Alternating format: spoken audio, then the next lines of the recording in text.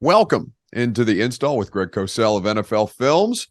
Little quick turnaround here for us, Greg, for as far as the Titans are concerned, heading up to Green Bay here in just a little while to take on the Packers, who are kind of an interesting case study this year. Yeah, they are, and we'll get to that. Have you ever been to Lambeau? No, I didn't go the last time they went because they played there during the COVID season. I've never been there for a game, but I've been there through my career to do interviews, with players and coaches, but I've never actually been there on game day.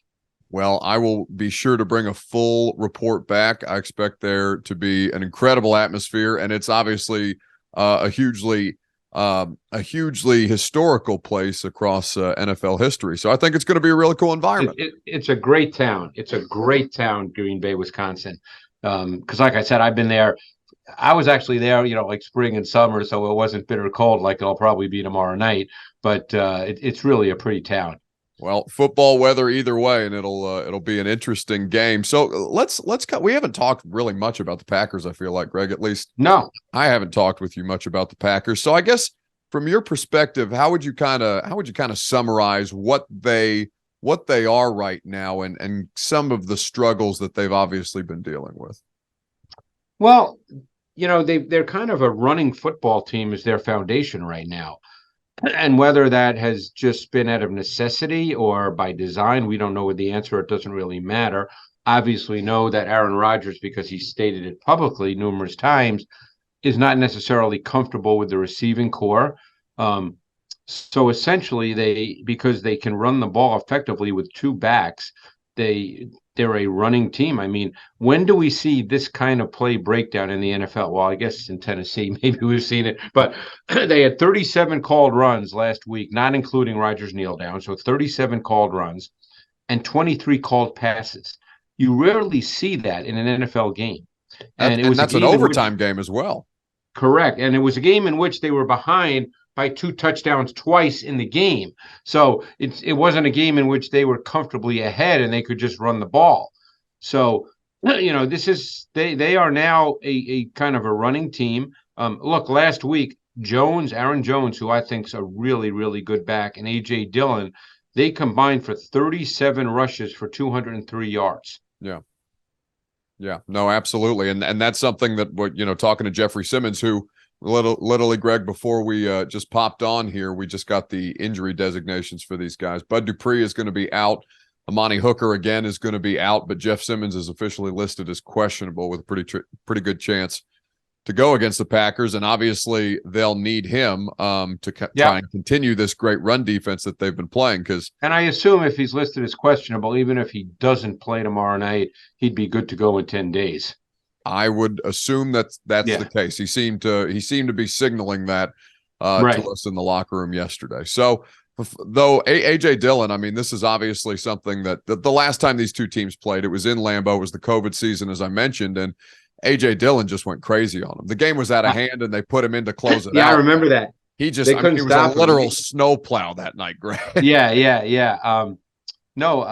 Look, I think given the fact that the Titans do have an excellent defense, I think that the Packers are going to look to do what they've done. In this world of social media where we have to make snap judgments right away, obviously off Christian Watson's performance last week, he's now Jerry Rice and he's in the Hall of Fame. But you do have to be careful with him because he can run and he can get on the top of your defense. He can get over the top of it and make big plays, and they will take their shots. Now, whether they happen or not and are successful, that remains to be seen. But right now, he's mostly a vertical receiver. He can run away from people. Obviously, he caught one touchdown where he just ran, got on the top of the corner. That was his 58-yard touchdown where he got on the top of Anthony Brown. The 39-yard touchdown early in the fourth quarter was actually really interesting for a rookie because it was really precise with how he ran the route and how he understood how to run the route. Mm-hmm. And that was 4th and 6. And that was actually very, very impressive. But he struggles to catch the ball with his hands. I noticed that even when I watched his tape from North Dakota State, that he didn't really know how to place his hands. So more often than not, he needs his body to catch the ball. And he struggles at times, let's say, with in-breaking routes where you need to use your hands. He dropped 2 of those in this game early. And the touchdowns he caught, with the exception of the last one where he did catch it with his hands, but the 2 others he caught with his body.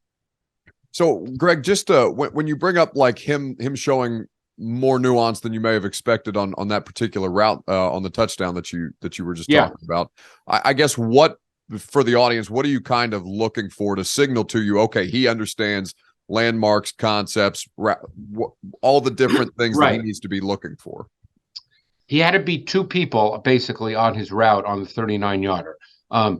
He had to beat the corner that was over him because it was cover 1, so it was man coverage. So he had to beat the slot corner Bland.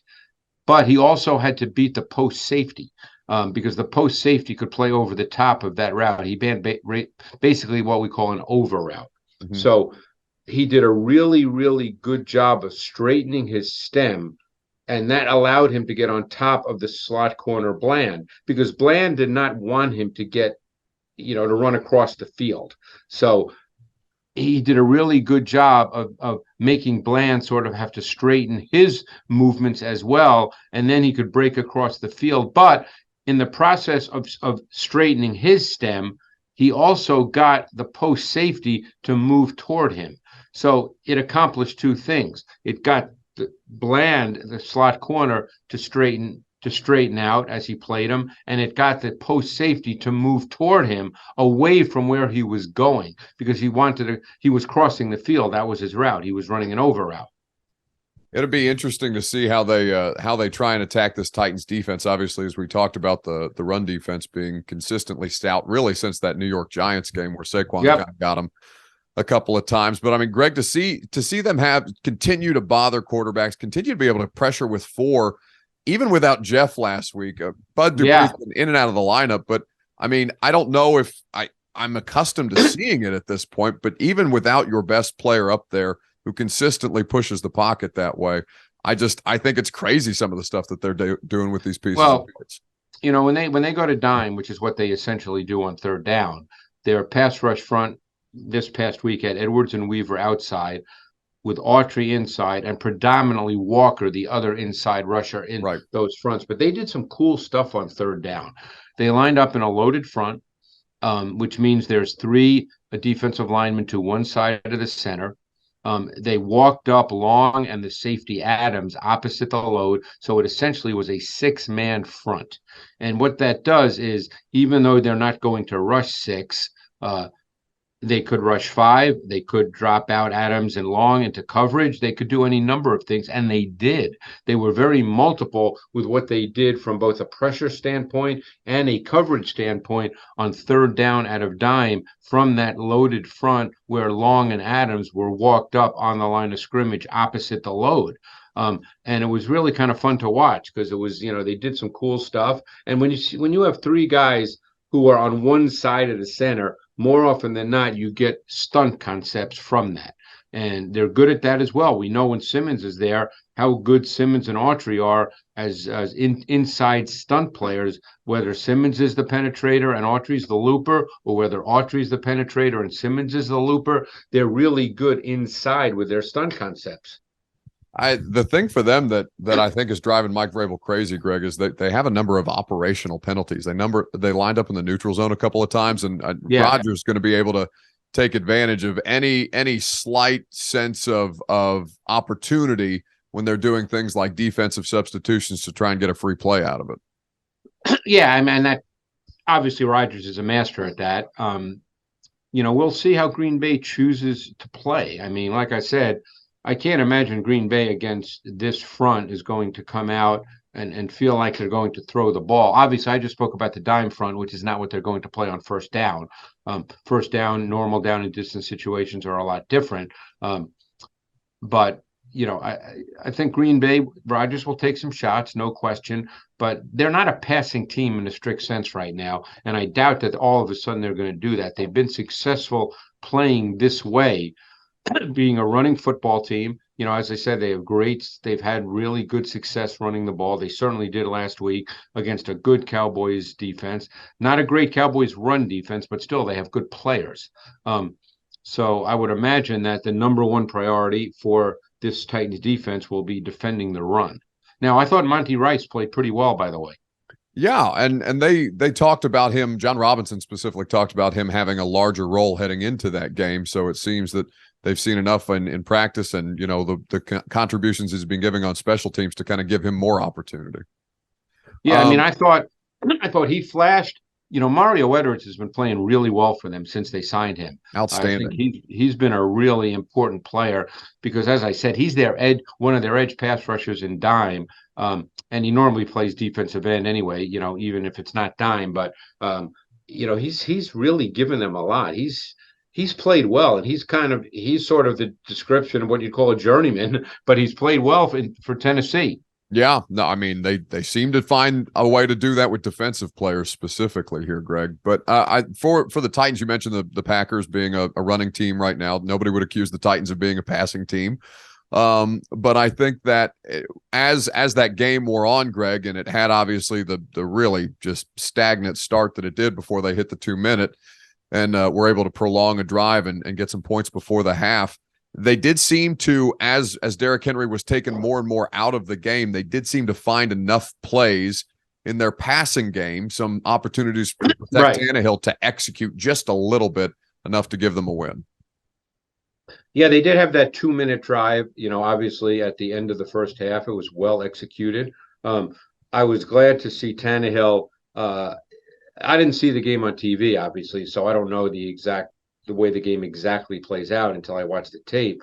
But I was glad to see Tannehill finish that drive well because he actually missed Hooper, who was wide open on a seam route in the 2-minute at the end of the first half. He left it behind Hooper, and that allowed the safety lock to make a play on the ball. But he ended up then, coming back and making some plays, including making a really good throw to Westbrook-Ikhine with less than 20 seconds remaining for the touchdown. That was a smash concept to the boundary. Westbrook-Ikhine ran the corner route.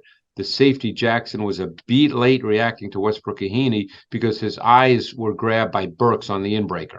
And that's the whole point of smash. You're hoping something like that happens. And therefore, it gave Westbrook-Ikhine just enough room and space to run that corner route. And Tannehill made a really good throw. Great ball placement. I'm glad you brought up the miss or not seeing Hooper in that particular third. Well, he saw him. He threw it. He left it behind Hooper. Yes, but it sounded like Todd Downing, or I talked to Todd Downing yesterday about this, and he felt like they had a couple of those miscues, particularly on third down for them. They've really struggled to convert all year long. Yeah, I mean, you could argue one of his best throws of the game was one that Woods dropped. It was the last play of the third quarter. It was a tight window throw with great anticipation. He had to deliver a beat early because of the pressure, and he put it right on Woods, and he just dropped it. That may have been his best throw of the game. Yeah. Well, although I thought the 41-yarder to Okonkwo, with about 4 minutes remaining, was a real good throw as well. I don't know how they can't keep giving Chig more opportunities to make plays. That's been a while since we've seen a Jonnu Smith type of play like that from the tight end here, and certainly that was kind of the thing that we've become accustomed to seeing from this offense in the past couple of seasons. Yeah. Now the big question is, they played a team that plays a lot of 5-man fronts. With the Broncos. Now, the Packers do as well, and they struggle to run the football in this game. So the question is, will they keep seeing more 5-man fronts? Because until they really prove on some kind of consistent basis, Buck, that they can beat you throwing the football, obviously teams go into every game with the idea that Derrick Henry is the guy that you have to stop. And obviously in this game, the numbers were not there. I think he was 19 for 53. So we'll see. They'll see 5-man fronts definitely from Green Bay, without question. And so they might even see 6-man fronts. I think the Packers played. The Packers had some 6-man fronts as well. They played some 6-1 fronts. They're going to see that as well. Yeah. As far as the Packers, I mean, Rashawn Gary obviously done for the year, which was really, really unfortunate. It seems like he'd been playing at a high level up to that point. But their defense as a whole, though, it seems, Greg, that they've had trouble stopping the run specifically, which is really odd because they have good players. So, as I watch their tape, I think to myself, the production doesn't match the quality of players, and that's a question I can't answer. I don't know the answer to that, but they've got really good players in their front. So, I just don't know. Yeah. But they're going to play 5-man fronts, and you'll probably see 6-man fronts because they're going to feel that, hey, we have to stop Derrick Henry. It all starts there. Kind of going back to Rodgers, for him, obviously, as you mentioned, he's talked about the lack of connection that he's been able to establish with the group of skill position players that they have this year, the pass catchers anyway. At this point, what are you seeing from his play though specifically, Greg? Because I know there's a lot of different things going on around him, but has he been good enough? He's just not necessarily getting the plays made for him. I mean, I thought there were stretches this year where he was not as good as we know Aaron Rodgers is. You could easily make the argument that Aaron Rodgers is the best thrower of the football we've ever seen. So, I think this year he's missed some throws he normally makes with just poor ball placement, because one of the things that has made Rodgers great, and there are many, but one of them is that he's a guy with a big arm who can throw with great velocity, but he is also precisely accurate. I mean, his ball location throughout his career has just been pristine.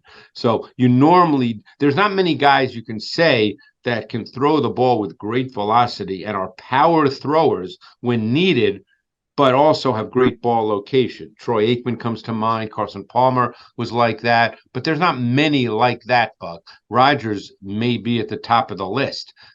But I thought there have been some stretches this year, some throws. I shouldn't say stretches, Yeah. some throws where he has missed guys that he normally hits.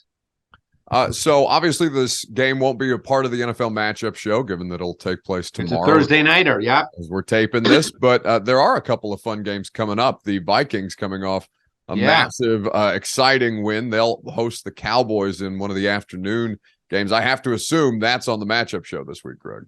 It is in the matchup show this week, yes. I guess Justin Jefferson's pretty good. What do you think?